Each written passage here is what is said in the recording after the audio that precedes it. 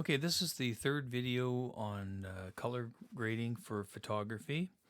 And the purpose of this is to explain how do you save your gradients and how do you so that you can retrieve them easily and not have any problems in the future. Because the gradient editor is really the worst I've ever seen for saving and retrieving presets that you want.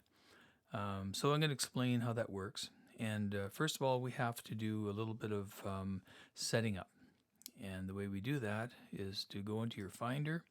And I have to apologize for people who don't use a Mac because I really don't know where presets are stored for gradients on a PC.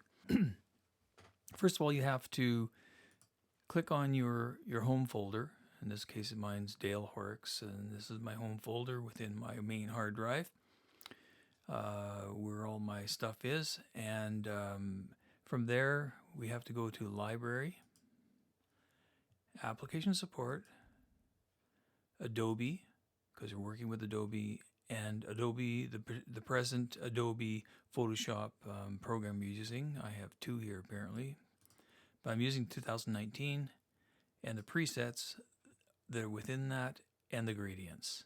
You'll notice here are a bunch of gradients that I made, including the one House on Selkirk that we were using for our previous in the previous video. Now, so we don't have to do that every time. All you have to do once you've located where the gradient file goes is just click on and drag the gradient folder into the sidebar where your favorites are. I put mine right above pictures here so that next time you go to it, you'll be able to find it easily just by clicking on here. And if you're not used to and don't feel comfortable getting into your library and doing this, I understand that, but I would say that this is probably the only way to really organize where you're going to find your presets. Okay, click out of here, and if you've never used a gradient editor before and you open it up for the first time, this is what it would look like. These are the default gradients that come with Photoshop, and I had clicked on the first one here, and this is it here, and then there's that gradient. They have their useful purposes, particularly in this case, these ones that are the black and white ones. There's others that are useful that you can add. You click on the gear wheel here, and there's photographic toning down here. And we would append these to these other ones, like add them to. And then you can see that there's all these useful photographic toning gradients. Although they don't work like we've been doing it because ours are more specific and for a different reason. We're going to delete these gradients, but we don't want, it's going to take us forever to delete all these. So I'm just going to reset the gradients back to the original ones. And the way you do that is just to say OK rather than append. If we did append, then we'd have a double set of default gradients. And that's why this is so confusing. So OK. Now we're back to here. Now our job is we have to get rid of all of these. We have to delete them.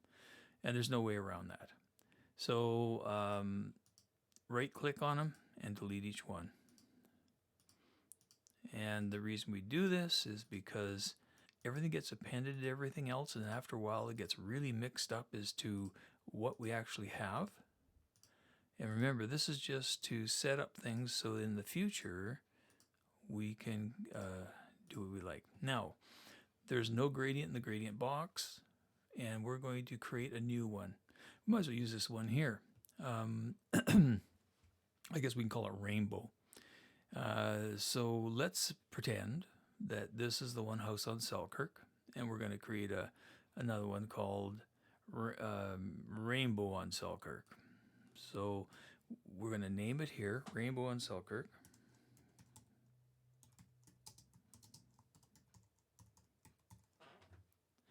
And click the New button. So we're going to save this now, and the place we're going to save it is with the Save button. Hopefully it's going to take us back to, well, our gradients. And we're going to call it Rainbow on Selkirk, and we save it. And now we're done. When we click on the gear wheel, I want it to show up here where all of my user presets are. It's not there, and the only reason it's not there is because the way it works with presets is that it's been saved and everything, but Photoshop doesn't recognize it. And the only way Photoshop can recognize it is by restarting Photoshop. Every time we want to use one now, let's say I want to use the duck building one, I don't want this one, I want to append it, and there it is, click on, and we can use the duck building one. Or we can go down here and we can say we want the back to the house on Selkirk, because that's what we're doing. We're not going to append it. We don't want it in addition to this one. We just want to find it, and there it is, click on it, and that makes it easy every time you want to use it. But in order to do that, you have to go through all the steps that I just showed. So I hope that's clear. I might do one more video on another process where you do an additional step to the gradient map by